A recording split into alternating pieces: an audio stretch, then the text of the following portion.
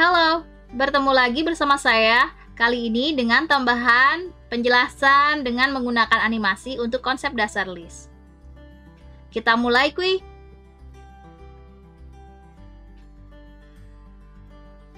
Pertama, kita kenalan dulu ya sama yang namanya pointer. Halo, aku adalah pointer dan tugasku adalah menjadi penghubung. Agar pointer bisa diakses, maka harus diberi nama. Nah, sekarang namaku adalah data baru. Jadi, kalau mau memanggil pointer ini, panggil dia dengan nama data baru.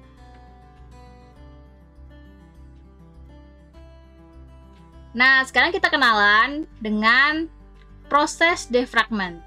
Nah, defragment ini biasanya kalau kakak-kakak biasa melakukan perapian hard disk, akan keluar gambar seperti ini. Jadi ada kotak-kotak, memiliki warna yang berbeda-beda, dan dia akan bergeser-geser seperti ini untuk dirapikan oleh sistem defragment.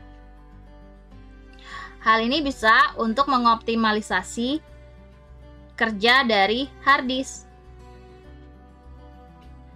Nah, lalu gimana sih aslinya tata letak dari blok-blok byte penggunaan hard disk? Aslinya seperti ini.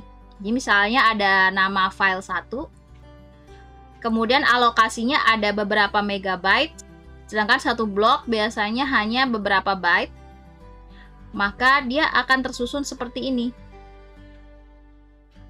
Jadi di hard disk itu tidak rapi ya kakak, seperti ini. Nah, maka hal ini juga sama seperti cara kerja di memori. Jadi, ketika kita melakukan penambahan elemen di awal list atau add first untuk kasus list kosong, pertama ada first, merupakan list kosong. Kemudian proses alokasi elemen di memori.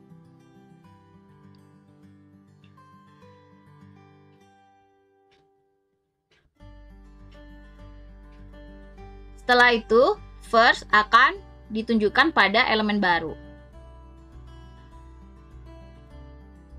Nah, karena tugas dari pointer baru selesai, maka dia akan dihapuskan. Kemudian, inilah list yang dibuat. Maka prosesnya, pertama, list kosong. Kedua, alokasi elemen di memori. Ketiga, first menunjuk pada elemen baru. Tugas dari pointer baru selesai. Dan inilah jadinya listnya. Lalu bagaimana untuk proses penambahan elemen di awal list, add first, dengan kasus banyak elemen? Pertama, misalkan ada list dengan banyak elemen. Proses alokasi elemen di memori. Kemudian, next dari baru menunjuk pada first atau elemen yang ditunjuk oleh first. Kemudian, first berpindah kepada baru.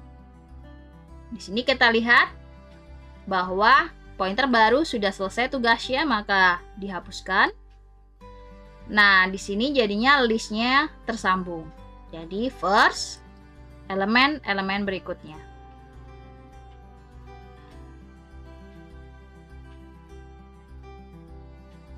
Oke. Jadi prosesnya adalah list banyak elemen, alokasi elemen di memori,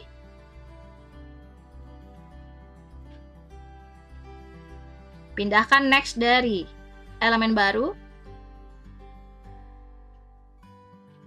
first berpindah, tugas pointer baru selesai, maka listnya menjadi first, kemudian elemen-elemen yang tersambung.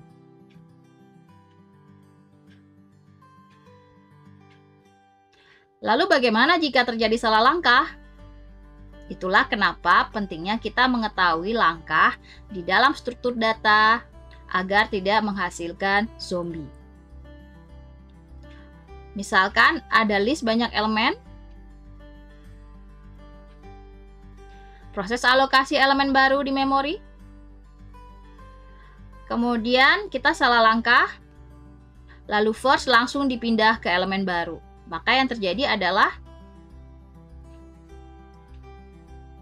first, elemen baru, dan yang lainnya terputus. Nah, yang terputus inilah yang disebut dengan zombie karena sudah tidak bisa diakses, tidak ada pointer yang mengacu kepada mereka, tapi alokasi elemennya diblok, tidak dikosongkan. Inilah yang disebut dengan zombie.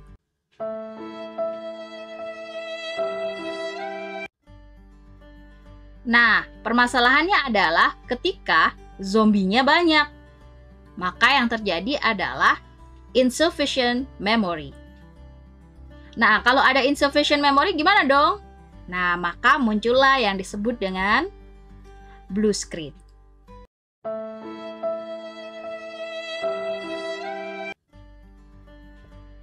Ingat ya, ini green. Semoga membantu ya kakak ilustrasi dengan animasi sederhana untuk menambah pemahaman terkait konsep dasar list. Sampai jumpa!